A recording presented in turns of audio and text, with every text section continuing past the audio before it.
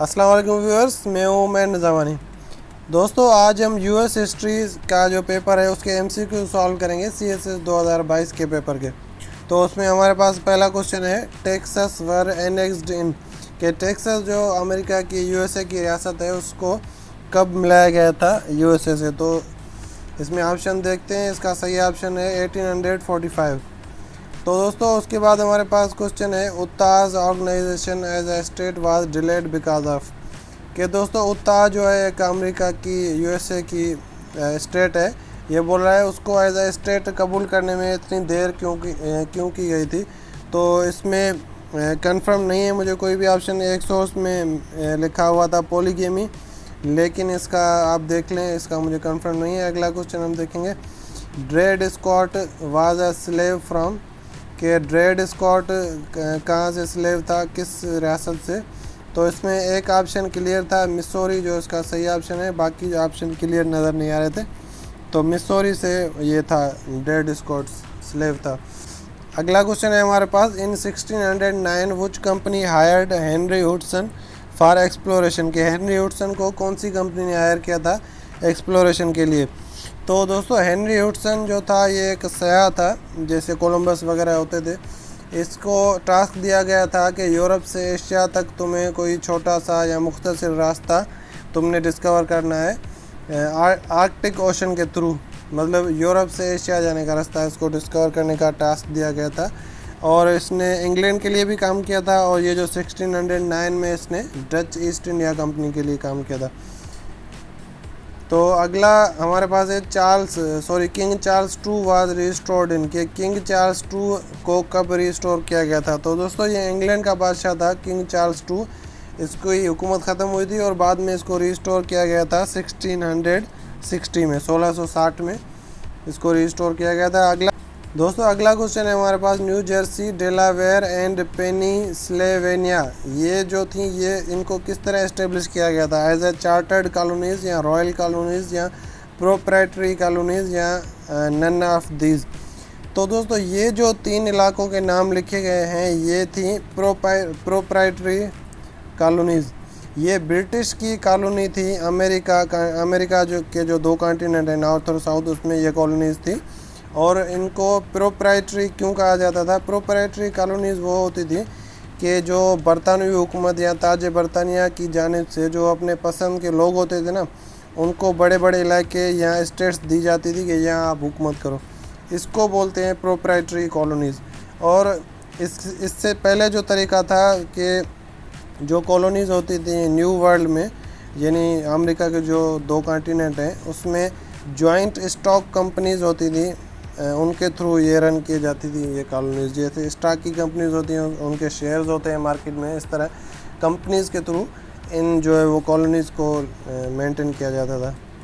उसके बाद है हमारे पास, the French and Indian war in America was known in Europe as, के फ्रेंच और इंडियन वार जो थी अमेरिका में उसको यूरोप में क्या कहा जाता है। तो इसमें नन ऑफ दी जाएगा 8 years वॉर, 9 years वॉर या 30 years नहीं, इसको 7 years वॉर कहा जाता है। उसके बाद है, जैक्सन्स पॉलिटिकल अपोनेंट्स ऑर्गेनाइज्ड इनटू, दोस्तों जैक्सन था अमेरिका का यूएसए का 7वां प्रेसिडेंट, 1829 से लेकर 1837 तक ये रहा था जैक्सन, अमेरिका का प्रेसिडेंट, 7th प्रेसिडेंट था। उसके बाद ये पूछ रहा है कि इसके जो मुखालिफिन थे वो किस पार्टी में मिल गए थे, ऑर्गेनाइज हो गए थे। तो ये थी विक्स पार्टी।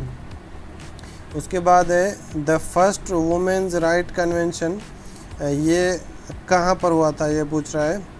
तो इसका सही जवाब है न्यूयॉर्क में। तो दोस्तों जो वुमेन कन्वेंशन थी सबसे पहले जो दुनिया में हुई थी उसको सेनिका फॉल्स कन्वेंशन भी कहा जाता है, सेनिका फॉल्स कन्वेंशन। ये हुआ था 19 और 20 जुलाई 1848 में, 1848 में ये हुआ था, 19 और 20 जुलाई को दुनिया का सबसे पहला वुमेन राइट कन्वेंशन न्यूयॉर्क में हुआ था। उसके बाद है हमारे पास, slavery was abolished by amendment in US constitution, के यूएस कॉन्स्टिट्यूशन में कौन सी अमेंडमेंट के थ्रू जो है वो स्लेवरी या ग़ुलामी को एबॉलिश किया गया था, कानूनी तौर पर उसको ख़त्म किया गया था। तो ये थी 13th अमेंडमेंट। उसके बाद हमारे पास क्वेश्चन है, जैपनीज़ अटैक्ड पर्ल हार्बर, के जैपनीज़ ने पर्ल हार्बर पर कब अटैक किया था। दोस्तों पर्ल हार्बर एक सरप्राइज़ अटैक किया गया था जापानीज़ नेवी की जो एयरफोर्स विंग थी उसकी तरफ से यूएसए की नेवल बेस पर। नेवल बेस जो थी यूएसए की वो पर्ल हार्बर थी, हवाई स्टेट जो यूएसए की है उसमें थी। तो ये हमला किया गया था 7 दिसंबर 1941 में, 1941 में हुआ था। और इस हमले के बाद अमेरिका ऑफिशियली जो है वो सेकंड वर्ल्ड वार में एंटर हुआ था। इससे पहले अमेरिका सेकंड वर्ल्ड वार का हिस्सा नहीं था। उसके बाद क्वेश्चन नंबर 12 है the first important issue that led to cold war was, कि जो सबसे इम्पॉर्टेंट इशू था कोल्ड वार का वो क्या था। दोस्तों ये भी कंफर्म नहीं है, ये आप खुद देख लीजिएगा। जो चीज़ मुझे कंफर्म नहीं होती है वो मैं आपको यहाँ शेयर नहीं कर सकता। तो ये क्वेश्चन है लेकिन इसका मुझे आंसर कंफर्म नहीं है। उसके बाद है which US president and the label new Democrat, कि कौन सा यूएस प्रेसिडेंट था जिसने ये टाइटल गेन किया था एज अ न्यू डेमोक्रेट। तो ये था दोस्तों क्लिंटन। ठीक है, उसके बाद हमारे पास क्वेश्चन है बिल क्लिंटन वाज, के कौन सा प्रेसिडेंट था बिल क्लिंटन यूएस का 42nd 43rd 44th।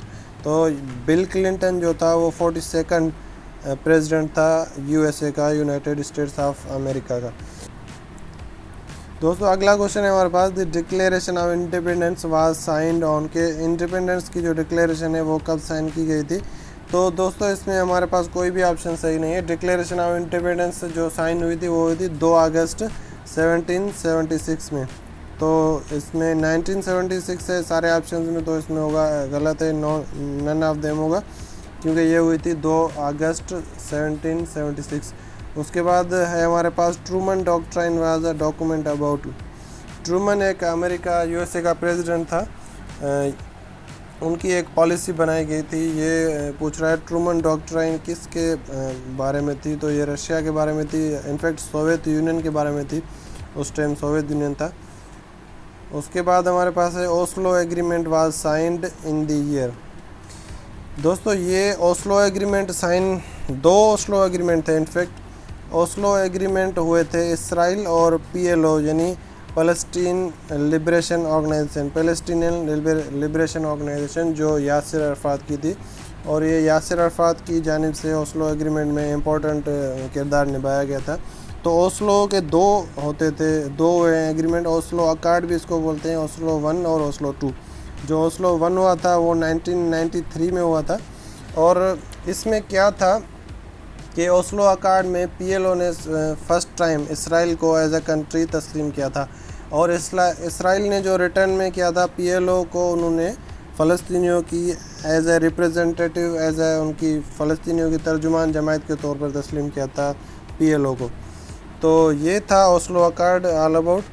तो इसको ओस्लो क्यों बोला जाता है, तो ये ओस्लो अकार्ड इसलिए बोला जाता है कि ये बातचीत जो हुई थी, ये जो साइन हुए थे वो हुए थे वाशिंगटन में हुआ था। 1993 वाला जो ओस्लो अकार्ड है ओस्लो 1, ये वाशिंगटन डीसी में हुआ था। और ओस्लो 2 1995 में हुआ था इजिप्ट में।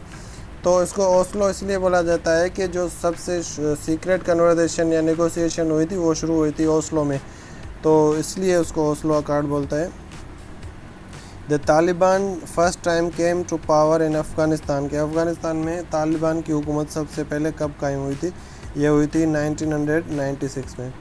उसके बाद हमारे पास है पेरिस ट्राइका वाज स्टार्टेड बाय, कि जो पेरिस ट्राइका है ये किसने स्टार्ट किया था। तो दोस्तों पेरिस ट्राइका के बारे में आपको बता दूं, ये एक रशियन ज़बान का वर्ड है, इसका मतलब है रीस्ट्रक्चरिंग।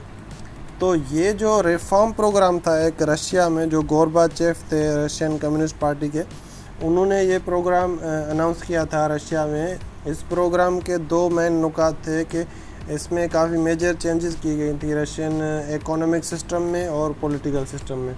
तो ये था पेरिस ट्राइका, यह गोर्बाचेव ने इंट्रोड्यूस किया था सोवियत यूनियन में। उसके बाद आखिरी क्वेश्चन है हमारे पास कि यूएसएसआर को कब डिज़ोल्व हुई थी या डिसइंटीग्रेट हुई थी। तो ये हुई थी 1991 में दोस्तों। USSR union of Soviet socialist republics, इसको सोवियत यूनियन भी बोलते हैं, ये यूएसएसआर 1991 में डिज़ोल्व हुई थी।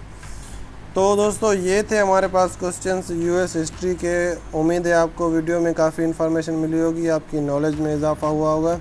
अगर आपको वीडियो पसंद आई है तो प्लीज़ वीडियो को लाइक करें, और अगर चैनल पर नए हैं तो सब्सक्राइब भी करें और बेल आइकन को भी दबाएं, ताकि नेक्स्ट टाइम मेरी वीडियोस का नोटिफिकेशन आपके पास आता रहे। Thanks for watching.